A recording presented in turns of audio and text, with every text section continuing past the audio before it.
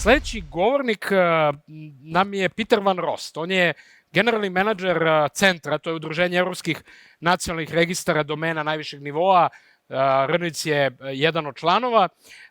Peter nije nov u našim krugovima, bio nam je i gost, ali on je dosta pratio na nivou centra, naravno, šta se dešava sa generalno korišćenjem domena, povezivanjem i korišćenjem interneta tokom pandemije, a inače je radio pre nego što je ušao u centru i kao direktor za odnose sa evropskim vladama u kompaniji eBay. Dakle, ima i nekog poslovnog iskustva, ima zanimljiv background računarskog prava i telekomunikacija, sad se bavi ovom oblašću, tako da je onako jedan jako zanimljiv sagovornik i proći će malo kroz te neke trendove vezano za domene.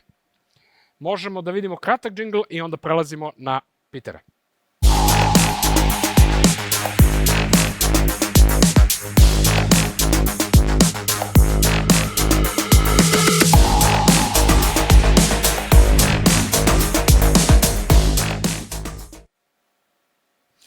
Peter, I hope you can hear us, you can see us. Welcome to eBelgrade.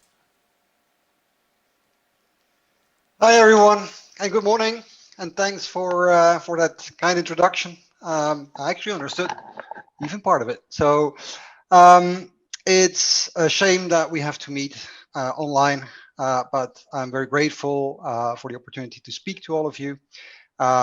This conference has a long-standing reputation, and it's really nice to see that the quality does not seem to be affected by us being remote. But of course, we'll miss the coffee and the beers. I've been asked to talk to you about the way that the CCTLDs in Europe have been dealing with this pandemic. I'm speaking from CENTR-a in Brussels. CENTR-a is the organization for and by European CCTLDs. We offer our member platforms, our members exchange data information, and it's because of that specific role that we have that I feel in a position to actually speak with confidence and data-driven on the topics ahead of us. In the few years I've been at CENTR-a, well, more than a few, 14 actually, I must say that this is probably one of my favorite stories. It's a story that combines tech aspects. There is crime involved, there's good guys and bad guys. It talks about opportunities, it talks about empowerment, and we'll peer a bit into the future. So this is the plan for the next 15 to 20 minutes. So you already saw lots of stats from the previous speaker, but from a European perspective, when we looked at what happened in 2020, from our professional environments, of course, the one thing that stands out is we saw an increase in internet traffic. It has been widely published. I'm sure you all read about it. Also, in even the popular press started to pick up on this topic. But when we zoom in on what is actually happening, we see a long-term continuation of trends. So the slide that I'm showing you here is what happened in the 5 previous years in one of the largest internet exchange points in Europe, the DIDS operated network in Frankfurt. If we see there, if we look at the graph, we see a steady increase, and the increase is taking up a bit in 2020, but in the course of 5 years, it doesn't look very dramatic. However, if we zoom in on what happened, and I'm sorry with the slides, the red dot is a bit off mark. It should have been to the right. Apologies for that. So when we see a jump around March 2020 in the yellow lines, which are the average traffic per second. The red lines are the peak traffic rates, also in bits per second. At the beginning of 2020, Frankfurt was at roughly 7 terabytes per second. When we zoom in on March, so where the line of the red dot is, we are already at about 9 terabytes per second. So that's a very steep increase. We then see some decline over summer when people went, I think, back to normal, and lots of people took holidays, and then we see that increase continue to up to 10 terabytes, which is their all-time record at the start of the year, with a drop between Christmas and New Year there. So easy to explain what these are. People working from home, people working from schools. That has provided around 10% of traffic increase. Video conferencing, obviously up enormously, 120%. Online gaming and increased use of social media. In addition, there's also increased usage of streaming. Think Netflix when all the bars and restaurants are closed and people are looking for things to do in the evening. This is what we see on the traffic side. So as I introduced myself, I'm working for an organization that groups the European CCTLDs, amongst which .rs, of course. This gives us a slightly different view. This is a picture taken from the stats report from our Dutch member, right at the time that the Netherlands went into lockdown. And there you see in March 2020 that the number of queries that our members saw passing through their systems did not increase significantly. Even the closing of the schools, where suddenly hundreds of thousands of school kids were online and doing their homework and searching the web, you see the difference. So at the end of March there, from the 16th of March onwards. But it is not an increase that had any effect on the infrastructure or the performance of the systems. And that is a picture that we see across most of the CCTLDs. So how is that explained? I'm sure most of you in the audience understand the fundamentals of the DNS, but it's a decentralized system, which means that the queries will not always be responded to by the authoritative name servers run by the CCTLD, but quite often they will be responded to by the ISPs a bit further down the stream of the DNS resolving process. And this is triggered, of course, by caching. So once a user requests the resolution of a domain, the answer is retained at the ISP's level so that the ISP can retain. And that's in a nutshell. Obviously, the trends have been a bit more complex than that, but that is the general principle which explains why the CCTLDs did not suffer from any unmanageable spike in the traffic that they saw. So even some of the CCTLDs reported a traffic increase of up to 25%. That is easy to deal with. Most CCTLDs are resilient and built and have redundancy to deal with up to double digits, easily double digits traffic increases. And then there is another thing. We've all been plagued by DDoS attacks over the last 2 decades, but that actually proved to be exceptionally good training for CCTLDs to be able to handle peak traffic loads. And some of these DDoS attacks had a significant larger attack vector than what we saw under the pandemic. The next point is that when the pandemic hit us all and we saw the reports, and first reports focused on the health issues, and then these reports started to focus on the societal aspects of this pandemic. So we're all working from home, and crime was on the rise. We saw reports from Europol even, which is a highly trustworthy source, who showed us that there were hundreds of thousands of domain names being registered by criminals and used for abusive purposes, typically selling fake non-existing products, or even worse, selling medicine, which could actually be more harmful than it would help. Trying to get funds and money from people for research that never took place. So there were plenty of reports on these, not just on a European level, but also on a country level. So many of our members reached out to CENTR-a, explaining that they are confronted with this type of information which they couldn't verify, because none of our members could identify the source or even the existence of this enormous amount of domain names that apparently had been created to commit online crime. So at CENTR-a, we started looking into this, and we asked 12 of our members for pretty full access to their zone file and the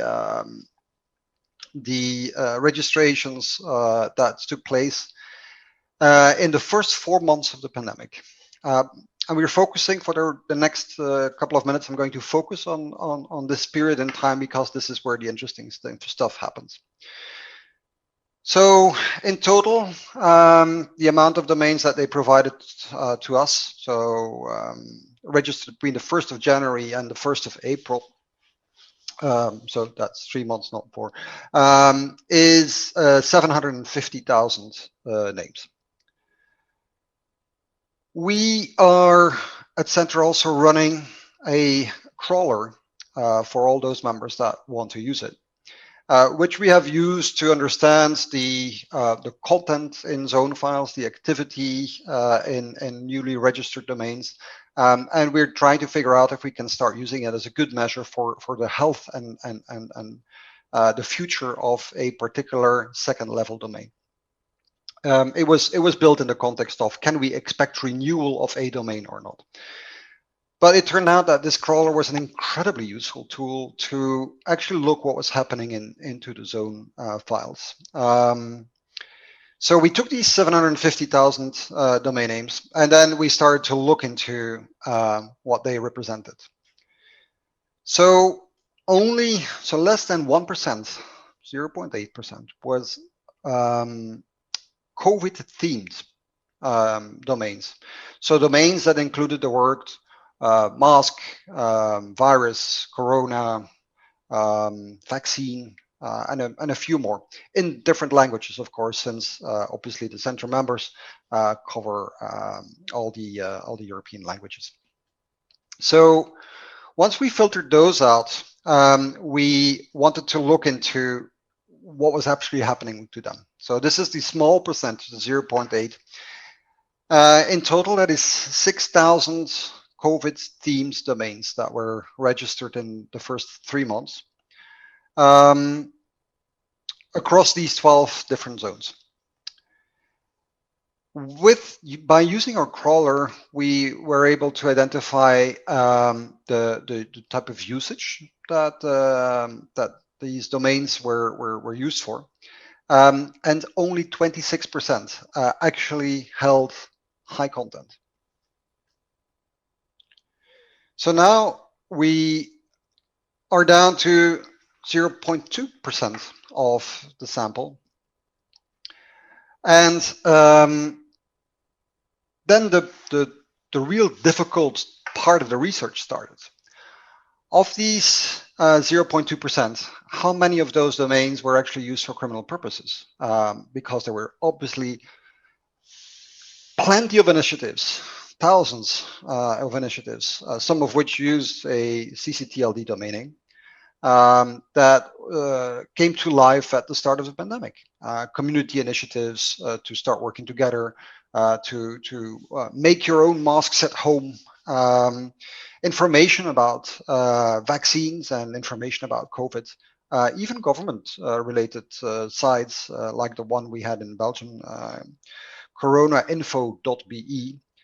And it's interesting to see that even the sites from the government ended up in these lists of domains that were apparently used for criminal purposes. So obviously something went wrong there. In the end, by working with members, and our members, most importantly, working with their national local authorities, we were able to identify that in that sample of 750,000 names, only a handful were used for malicious practices. And with only a handful, I mean 3 in the UK, 6 in Denmark, a handful in Sweden. So we're really talking about very small numbers. And the lesson learned from us is that as CENTR-a, the organization of European registries, we need to be on top of this before this type of news hits us. We spend way too much time that could be used much more efficiently on figuring out what was actually happening. And once we did find these few needles in the haystack, the efficiency of working together with national law enforcement authorities, national health authorities, even national customs authorities, actually dealt very efficiently and quickly with this type of abuse. So in cooperation with national authorities, there is a lot that CCTLDs could do. We just need to make sure that if this ever happens again, we don't waste time in trying to locate the problem. And this really took us a couple of months. One of the reasons that seemed to have caused this misinterpretation of the data is that the security information that was shared by commercial security companies, who obviously have a different perspective on this matter, was taken on by some of the law enforcement agencies without further questioning. And so once it ended up there, it started rippling through the European institutions, Europol, the European Commission, and we found ourselves discussing a problem that was actually completely different than what we initially were looking at. So summarizing this abuse story, what did CCTLDs do? So first of all, we started closely monitoring new registrations. About 80% of our members did manual or automated checks on registration data. Automated, is this address format possible for this particular country? A manual went up to the level of sending people a letter by regular post or snail mail, as it was called, I think, a decade ago, and having people enter a confirmation code so that we knew absolutely sure that some of these domains that were COVID themed were registered by real people, and in some cases even they were happily sharing their intent with the domain. 40% of the CENTR members used these data verification checks to weed out any abnormalities. All CCTLDs have a BAT-Who-Is procedure as part of their terms and conditions, which allows them on contractual grounds to put on hold or even delete a domain name for which the Who-Is is not completed accurately. For some of our members, especially those that have millions of second-level domains in their zone, this a manual process is simply not feasible. And so in the light of the current discussions in the European institutions on the NIS2 directive, which is the Network and Information Security Directive, it is very interesting to bring on board the experience that we've built up during the pandemic to make sure that we end up with legislation that is actually that does make sense. The last point, and a very important one, is cooperate with national authorities. I'm sure that all of you understand the problem if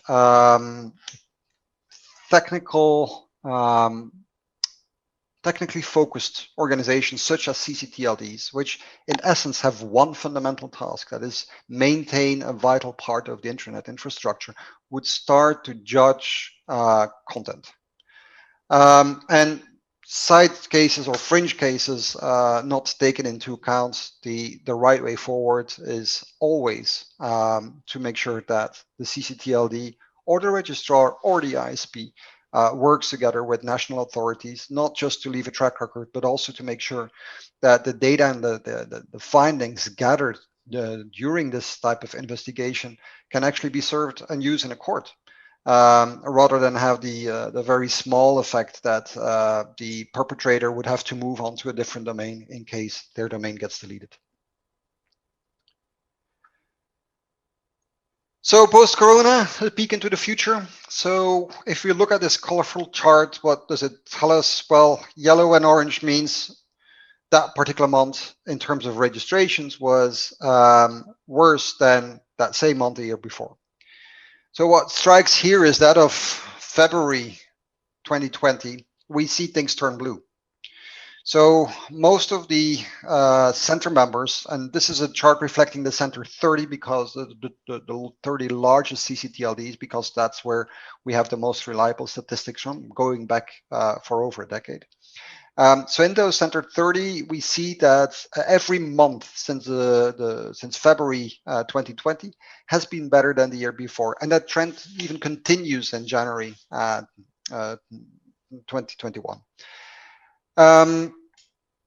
What is at stake here? What is at play here? It's obvious. It's new businesses coming online. It's people understanding the need to have a digital identity that is managed by themselves, that is under their own control, not by one of the larger platforms, which obviously have their purpose, but controlling your identity is probably not a wise idea if you hand the key and the terms and conditions to somebody else. So it's people coming online. It's new opportunities. There is plenty of good case stories, and I'm sure you have them in Serbia as well. But I would happily leave that to .rs to share those with you. When we look into the nitty-gritty details of our stats, we see that it is an effect of two factors. So first of all, the new registrations, the new purchases have continued to trend up, and the number of deletes have continued to decrease. So people are holding on to their names much more than they did before the pandemic. This results in a six-year high of 4.4% of average growth in that CENTR-30. And this is after a decade of steady decline. Decline from double digits growth around 2012 to just over 1% in January 19. Now we're back up at 4.4%. And what we see in terms of new registration seems to confirm that trend.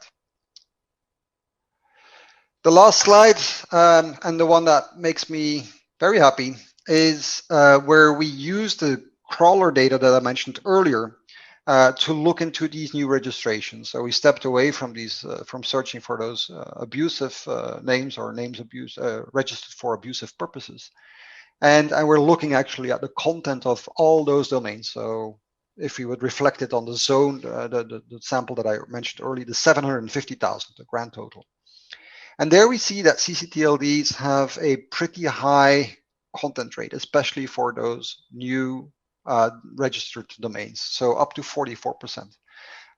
Parked is the second largest category, so where people register a domain, they have an ID, but they don't want to execute it right away. And then DNS errors. Parked, by the way, could also be an investment vehicle, right? So you register a name, you park it, you put a one page on it, and you try to sell it off. The high content names are the domains that actually referred to websites that held proper content. So not automatically generated, not referring to parked pages. And it's interesting to see that compared to the GTLD space, so the generic top-level domains, this is actually double. That is was a very happy surprise, I think, for the CENTR community. But it's also significant, and I think, and let me finish on that point, I think it tells an interesting story of the renewed interest in branding yourself as a local entity, as a small business, or even as an individual. Where in the pandemic, we all got confronted with, and I think this was a thing all across Europe, right? Buy local. We saw from the previous speaker the incredible increase in Amazon purchases. I think lots of governments and businesses felt a need to go in the other way. and say, well, we are actually the local business, the one that used to be open only a couple of months ago, and we had to close our doors because of the pandemic. So the value of the CCTLD seems to have increased. People are using it properly, and we were able to, together with local authorities, to deal with the abuse. And that's my story. I hope you enjoyed it. Thank you, Peter, for a very, very detailed review of the trends. And the way I see it is that you're actually bringing two good news. One is that when it comes to resilience of the whole infrastructure, it appeared that the whole infrastructure is resilient enough to survive the high increase in use. And it was quite interesting to learn that some of the previous distributed denial of service attacks, DDoS, were actually used as sort of an experience to prepare us for the greater use that we had during the corona. That's turning the attacks to a good side. And then the second good news is that the abuse of domains, at least when it comes to content, was not as high as we were maybe worried. I have a quick question on that one. You managed that you actually ended up with just a couple of domains which you singled out that were sort of a content, high on content and abusive. But have you managed to, and is there a way to assess the impact of these few domains on population generally, on businesses, and on abuse and attacks? Was there any sort of assessment of the impact of these couple of domains? We at CENTR-a have not done the exercise, but I know that some of the national authorities did, in particular the French one. And they identified tens of thousands of euros that were lost in fraudulent activity by use of some of these names. And I mean, this is almost anecdotal, right? But I don't have a full picture of from around Europe. But if I mean, some of the national authorities did that exercise. The picture changes from country to country. In France, it was most financial impact. In other countries, it was mainly to do with people not receiving the masks that they had paid for, or people receiving wrong products or faulty products that were actually unsafe to use. The impact of that is, of course, very difficult to measure. But I think the important thing here is that these cases show that when CCTLDs, or probably even broader, the technical operators work together with local authorities, health authorities in particular, they can get these to tackle these problems quickly and efficiently. Thanks. One last question. Maybe it's not really a question; it's a message again to everyone who is watching us, which is again mainly businesses, organizations which might want to learn more about what are the risks. With the increased digitalization, we definitely have more of the digital or cyber risks in a way. So what could be your message? What are the specific risks that people should be aware and sort of get ready for when they go more into digitalization, which is inevitable? I mean, for small business in particular, it's of course, and I'm sure I don't need to remind the audience, they are the experts there, but it's obviously critical to make sure that you control your own identity. So make sure you register your domains, make sure to renew them on time, make sure that criminals are not able to pick up a dropped domain, even if it doesn't seem too important at that time, and use it against you or try to blackmail you with it. We've seen a couple of instances in the past where a domain was used for a particular campaign by a large brand. At the end of the campaign, the brand didn't think it was worth renewing it, which, I mean, factually, they're probably right. But then it was picked up by spammers who basically blackmailed the large brand to rebuy the domain at a high cost. So quite often the cost of renewing a domain, which is a few euros, I think the average cost, by the way, in Europe for a domain per year is 10 euros, is well worth the hassle that you can avoid later on. So make sure to stay on top of your intellectual property, your domains, and your identity online. Thank you, Peter, so much for this overview and for having time for this conference. And I do hope we'll see you very soon in Belgrade. The things will come down. Stay safe and keep in touch. Thank you again for joining. Same here. Thank you so much. Goodbye, everyone. Bye-bye.